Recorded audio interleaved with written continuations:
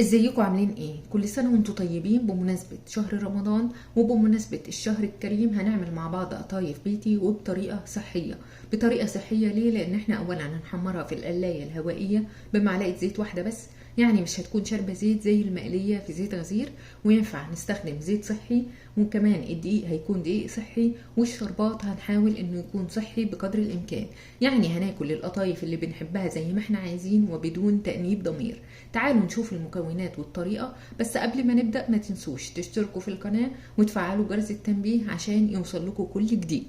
بصراحة طريقتها سهلة جدا، مفيش أسهل من كده، مكوناتها بسيطة موجودة في كل بيت. ومعانا المكونات عدد كوباية ونص دقيق أسمر، الدقيق الصحي أو اللي هو الدقيق الحبة الكاملة أو الدقيق البر، في بعض الأماكن اسمه دقيق بر.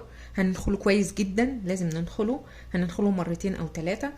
ومعانا باقي المكونات معلقتين دقيق سميد ناعم اللي هو زي بتاع البسبوسه بس يكون ناعم، ولو ما عندكيش الدقيق السميد الناعم ده هتجيبي معلقه كبيره نشا، ومعلقه سكر كبيره، ورشه ملح، ومعلقه صغيره مليانه خميره فوريه، ونص معلقه صغيره بيكنج باودر. وعشان تطلع معاكي مظبوطه من اول مره لازم معيار الميه كلها مع بعض يكون قد كميه المكونات كلها مع بعض. يعني انا زودت هنا كوبايه ونص دقيق في المقابل كوبايه ونص ميه، هنا المكونات دي كلها مع بعض زودت في المقابل ليها نص كوبايه ميه. اول خطوه معايا هنجيب شفشق الخلاط ونفضي فيه المكونات كلها مع بعض، بس هنبدا بالميه الاول وبعد كده الدقيق وبعد كده باقي المكونات. بعد كده هنشغل الخلاط ونخلط المكونات كلها لمدة من 3 إلى 5 دقايق لحد ما المكونات كلها تدوب في بعض. كده خلطنا المكونات كلها مع بعض في الخلاط، هنسيب بقى الخليط ده يرتاح أو يتخمر لحد ما حجمه يتضاعف، أو هنسيبه من نص ساعة إلى ساعة لحد ما يختمر كويس. وفي الوقت ده تعالوا بقى نجهز مكونات الشربات أو السيرب. السيرب للقطايف بيكون وسط، مش تقيل قوي ومش خفيف قوي. كوبايه الميه بيكون في المقابل ليها كوبايه وربع او كوبايه ونص سكر حسب السكر عندك. وقلنا ان احنا هنحاول نعمل السيرب بطريقه صحيه، هنستخدم سكر دايت. لو ما عندكيش سكر دايت يبقى هتستخدمي عسل نحل او عسل ابيض، اي حاجه صحيه تنفع. لو ما عندكيش اي حاجه من الاتنين استخدمي سكر ابيض. بس هقولك في الاخر ازاي ان هو يبقى صحي معاكي او خفيف معاكي.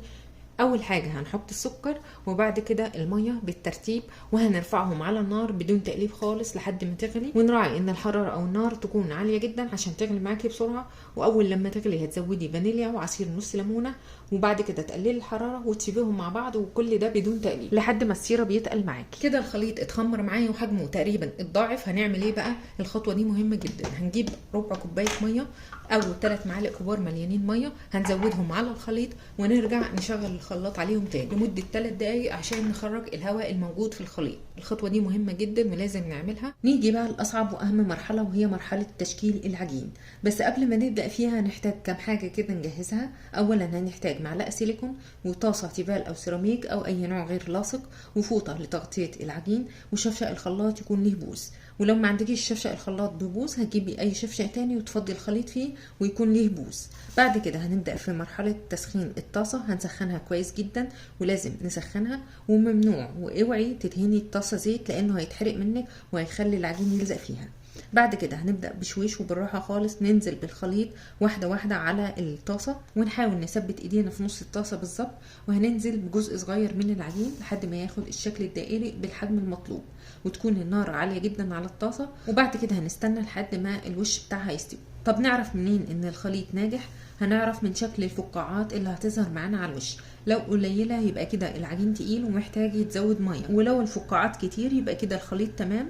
ولو حسيتي ان الخليط سائل شويه يبقى كده هترجعي تزودي معلقه دقيق وترجعي تضربيه تاني في الخلاط، وكل 5 دقايق هترجعي تضربي الخليط تاني في الخلاط عشان تخرجي الهواء منه، وهتكرري نفس الخطوات تاني لحد ما الخليط يخلص. هنطلع العجينه على الفوطه اللي مجهزينها جنبنا، وهنفضل مغطيين العجينه بيها عشان ما تنشفش مننا، وهنفضل مغطيينها لحد ما نخلص الحشو ونخلص الدهن بالزيت.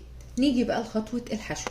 هنحشي القطايف بالمكسرات المفضلة عندنا. أنا بجيب المكسرات نية وبحمصها في القلاية بدون زيت وبدون ملح، وبعد كده بطحنها في الكبة وبستخدمها في الحشو. بعد كده هنجهز طبق فيه زيت، وهندهن القطايف بالزيت بطريقتين. اول طريقه بالفرشه وهندهن زيت كويس جدا من الجنبين.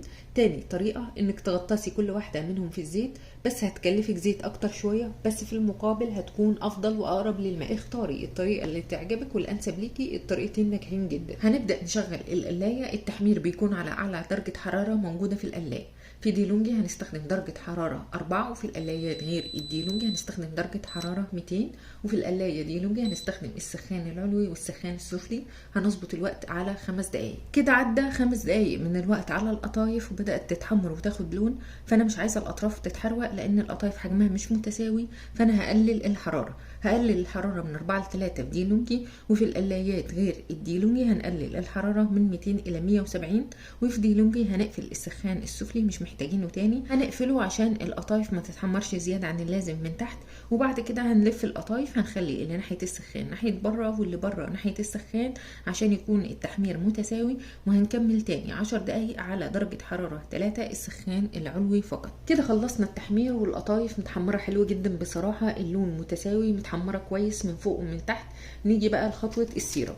القلاية بتنشف القطايف شوية بصراحة، فحل الموضوع ده ان احنا هنطلع القطايف على شربات سخن جدا، تكوني لسه شايلاها من على النار، ده لو عايزاها طرية قوي. انما لو عايزاها مقرمشة او نص نص يعني هتطلعيها على شربات دافي، وهتقلبيهم كويس قوي في الشربات، وهتغطسيهم في الشربات كويس، وهتسيبيها حوالي 2 أو 3 عشان تتشرب السيرب كويس. قلنا قبل كده ان احنا هنحاول نخلي السيرب خفيف بقدر الامكان، فهنجيب مصفى زي دي ونطلع القطايف فيها وهنسيبها شوية تصفي السيرب الزيادة اللي فيها.